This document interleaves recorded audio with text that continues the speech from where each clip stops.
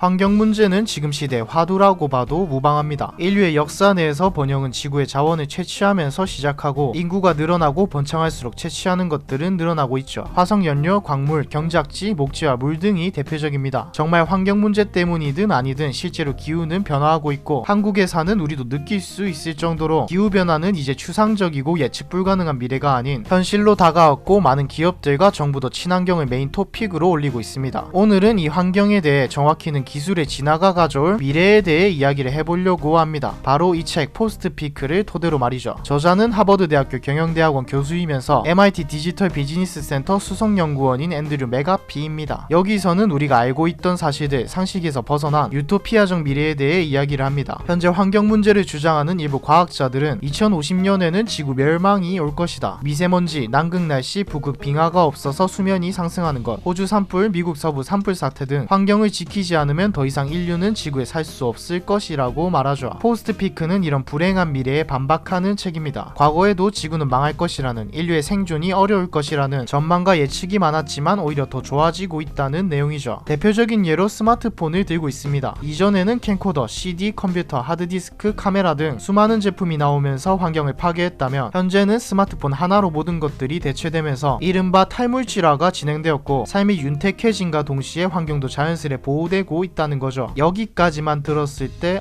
뭔가 그럴듯하다, 혹은 이게 또 무슨 궤변이지라는 생각을 하실 거라고 생각합니다. 그리고 본격적으로 이야기를 시작했을 때도 우리의 상식에 조금 어긋나는 이야기들, 옳지 않게 보이는 개념과 주장이라고 보이는 것들도 있거든요. 일단 이 책은 하나의 주장입니다. 여기서 말하는 것들이 무조건 옳은 것도 아니고 그렇다고 틀린 것들도 아닙니다. 일단 미래에 대한 이야기이니까요. 그러니까 무조건적인 수용, 무조건적인 반대 둘 다 넣어두시고 열린 마음으로 같이 한번 보시죠. 그럼 본격적으로 시작해 보겠습니다. 멜서스라는 인물을 아시나요? 멜서스는 1798년에 펴낸 인구론으로 가장 잘 알려져 있습니다. 이 책을 굳이 찾아서 읽거나 하실 필요는 없습니다. 너무 오래전 책이라 지금의 사상들이나 생각 그리고 현실에 맞지 않는 책이기 때문이죠. 하지만 여기서 나온 인구의 요동과 진동 개념은 알아볼 만하죠. 인구의 요동과 진동이란 역사가 오래된 국가에서는 인구가 증가하는 시기 그리고 감소하는 시기가 무조건 존재하는데, 여기서 제기되는 문제가 인구 증가와 식량 그리고 생활 수준입니다. 식량이라는 게 자연에서 오는 것이기 때문에 당연히 환경 문제와도 직결되죠. 실제로 영국의 인구 그래프와 생활 수준 그래프를 보면 가난할 때 인구가 많고 부유할 때 인구가 적어집니다.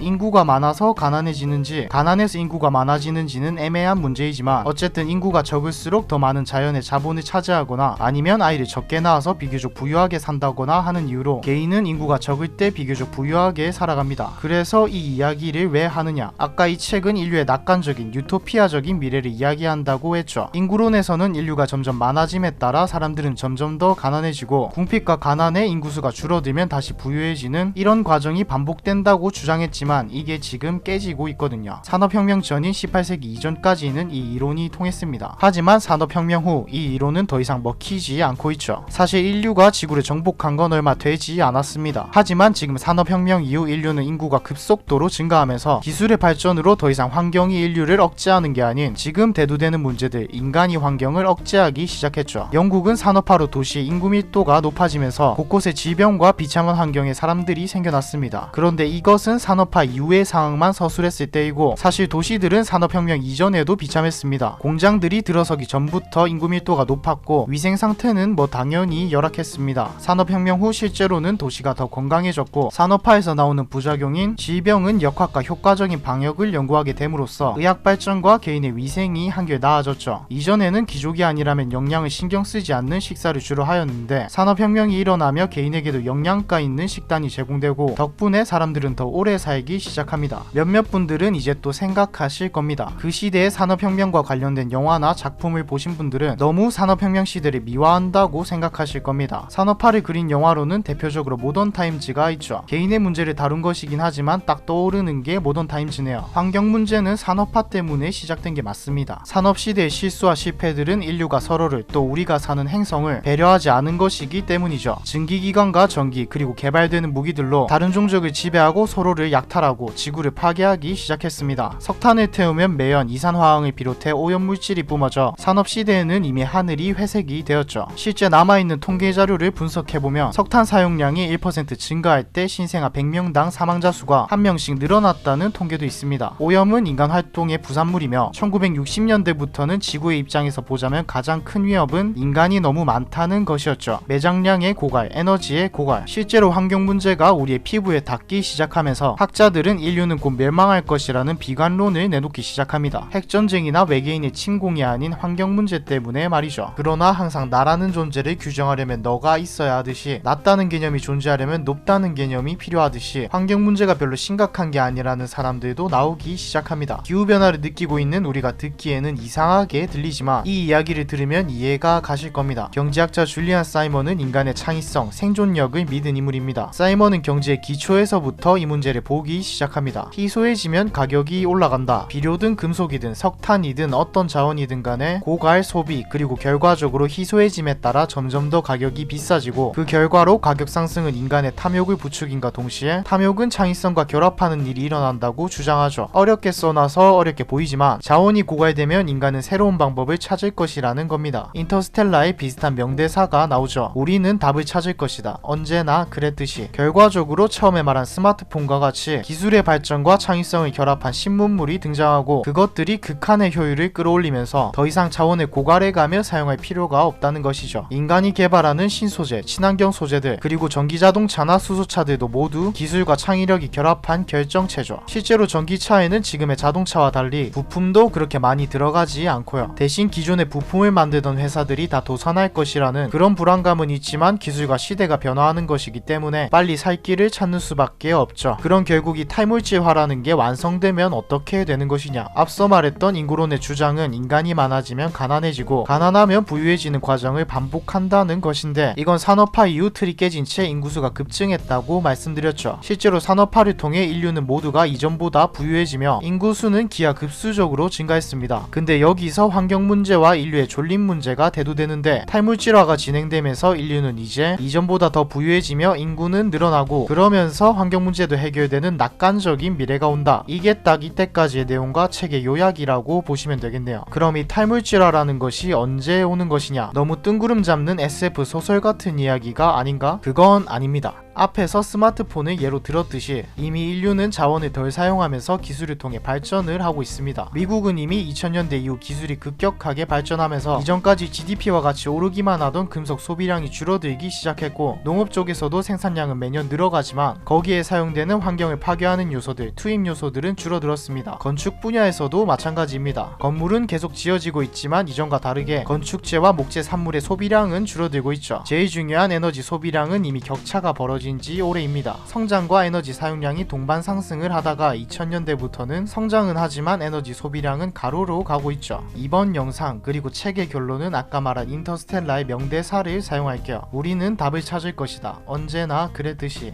아까 말했듯이 이 책의 내용은 하나의 주장이지 사실이 아닙니다. 제가 책을 좋아하는 이유를 이 책을 보면 느끼실 수 있으실 건데, 많은 시각의 생각들을 접할 수 있고, 많은 책들은 우리들이 알고 있는 상식이나 생각들을 깨주거든요. 저도 이 책을 그대로 받아들이지는 않습니다. 하지만 새로운 생각들과 더 넓은 시야를 가지게 되는 거죠. 포스트피크는 그런 점에서 상당히 추천하는 책입니다. 책은 더 자세하게 그리고 근거 있는 여러 자료들을 포함해서 재미있게 이야기를 풀어나가고 있으니 영상이 재밌으셨다면 이번 달에 읽을 책은 포스트피크가 어떨까요? 사실 이 영상의 내용은 책의 일부분이고, 책 내용보다는 책의 주제를 가지고 제가 써낸 내용이라 책이 더 재미있을 거예요. 인류의 미래는 밝을지도 모른다. 이번 영상은 여기까지입니다.